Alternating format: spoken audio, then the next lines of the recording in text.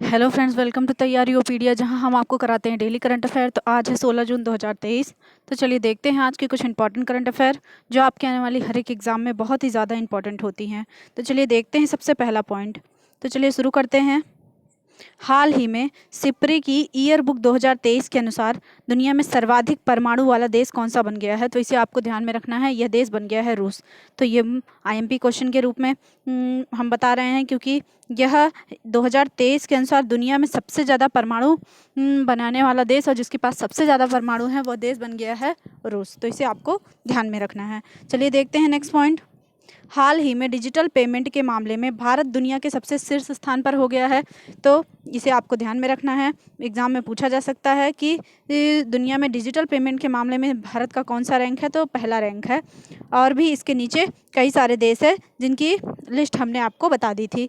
चलिए देखते हैं नेक्स्ट पॉइंट। हाल ही में ललिता नटराजन को बाल श्रम उन्मूलन 2023 के लिए इकबाल मसीह से सम्मानित किया गया। इकबाल मसीह जो पुरस्कार मिलता है वह बाल श्रम, जो बच्चों को छोटी सी उम्र में काम करवाया जाता है अलग अलग जगहों पर, दुकानों पर या कहीं भी कारखानों में, तो उसके उन्मूलन के लिए यानी उसको रोकथाम के लिए 2023 में जो सबसे अच्छा काम किया है जिन्होंने, उनका नाम है ललिता नटराजन जी।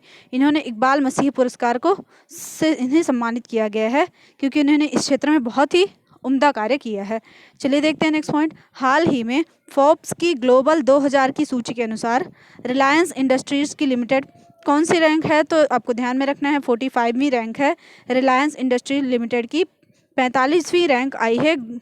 पूरे 2000 रैंक में 45 रैंक है रिलायंस कंपनी की। तो इसे आपको ध्यान में रखना है, बहुत ही ज़्यादा इंपॉर्टेंट है। चलिए देखते हैं नेक्स्ट पॉइंट। हाल ही में उड़ीसा राज्य ने कौन सा त्यौहार मनाया है? ये मोस्ट आईएमपी क्वेश्चन, आप इसे टिक कर लीजिए क्योंकि बहुत ही ज़्यादा इंपॉर्टेंट है आपके एग्जाम के लिए।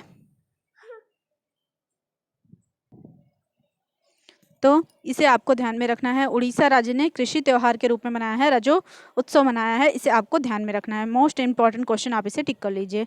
चलिए देखते हैं नेक्स्ट पॉइंट। हाल ही में रिजर्व बैंक ऑफ इंडिया के जो गवर्नर हैं शक्तिकांत दास जी को लंदन सेंट्रल बैंकिंग द्वारा गवर्नर ऑफ द ईयर का पुरस्कार सम्मानित किया गया, क्योंकि ये कई सालों से आरबीआई के गवर्नर हैं। तो आपको इसे ध्यान में रखना है। शक्तिकांत दास जी को गवर्नर ऑफ द ईयर पुरस्कार से सम्मानित किया गया है 2023 में। इसे आपको ध्यान में रखना है, बहुत ही ज़्यादा इंपॉर्टेंट पॉइंट है। चलिए देखते हैं नेक्स्ट पॉइंट। हाल ही में इवेल्युएट मिशन की सिडबी ने लॉन्च किया है। कौन सा? इवेल्यू मिशन जो लॉन्च किया है वो सिडबी ने लॉन्च किया है। तो इसे आपको ध्यान में रखना है। ये भी बहुत ही ज़्यादा आईएमपी पॉइंट हो सकता है क्योंकि यह एक नया मिशन है, तो इससे रिलेटेड क्वेश्चन पूछा जा सकता है। चलिए देखते हैं नेक्स्ट पॉइंट।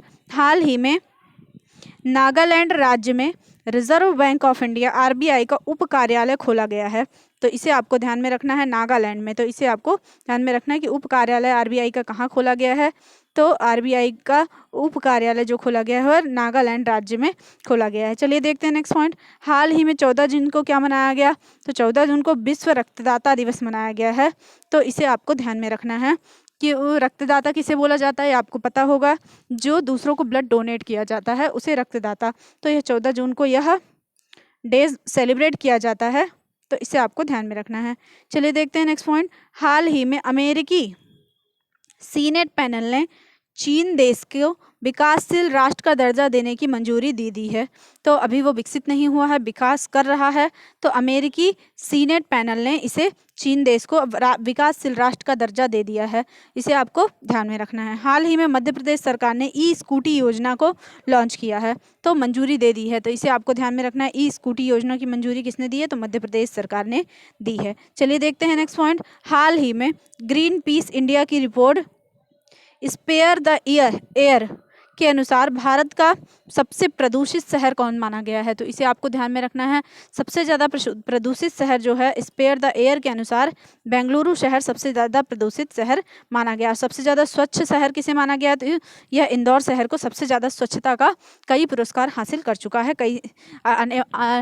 अभी तक जितने भी इन सालों में गए बीते वर्षों में भी इंदौर को ही यह स्थान मिला है। चलिए देखते हैं नेक्स्ट पॉइंट। हाल ही में भारतीय नौसेना के चौथे सर्वेसल लार्ज युद्धपोत संशोधक को तमिलनाडु के चेन्नई शहर में लॉन्च किया गया है। तो यह बहुत ही ज़्यादा आईएमपी पॉइंट है, इसे आपको ध्यान में रखना है। ये बहुत ही ज़्यादा इम्पॉर्टेंट है कि संशोधक जो है युद्धपोत उसे कहाँ लॉन्च किया है, तो तमिलनाडु के चेन्नई शहर में इसे लॉन्च किया जा रहा है। तो इसे आपको ध्यान में रखना है। चलिए देखते हैं नेक्स्ट पॉइंट। हाल ही में FSSAI के असम राज्य के द्वारा गुवाहाटी रेलवे स्टेशन को ईट राइट स्टेशन प्रमाणन प्रदान किया गया है। तो असम राज्य के गुवाहाटी रेलवे स्टेशन का नाम अब क्या बदल जा रहा है, ईट राइट स्टेशन। इसे आपको ध्यान में रखना है। ये भी बहुत ही ज़्यादा आईएमपी मोस्ट आईएमपी क्वेश्चन बन सकता है एग्जाम में। चलिए देखते हैं नेक्स्ट पॉइंट। हाल ही में एनटीए के नए महानिदेशक के रूप में किसे नियुक्त किया गया है, तो सुबोध कुमार सिंह बने हैं। एनटीए के नए महानिदेशक बने हैं सुबोध कुमार सिंह। तो यह भी नियुक्ति है, तो आपको इसे ध्यान में रखना है। चलिए देखते हैं नेक्स्ट पॉइंट। हाल ही में तमिलनाडु के चेन्नई में स्क्वैश विश्व कप का आयोजन किया जा रहा है। स्क्वैश विश्व कप का आयोजन किया जा रहा है कहाँ पे, तो तमिलनाडु के चेन्नई शहर में। हाल ही में एनएचपीसी के नए महानिदेशक कौन बने हैं, तो श्री उत्तम लाल जी को बनाया गया है। उन्हें पदभार इसका दिया गया है। तो इसे आपको ध्यान में रखना है। ये सारी नियुक्तियां आपको एग्जाम में पूछ सकता है। चलिए देखते हैं नेक्स्ट पॉइंट। हाल ही में सीएनजी से संचालित देश की पहली टॉय ट्रेन कहाँ शुरू की गई है, तो इसे आपको ध्यान में रखना है। यह राजस्थान राज्य सरकार द्वारा शुरू की जा रही है, तो आपको ध्यान में रखना है। चलिए देखते हैं नेक्स्ट पॉइंट।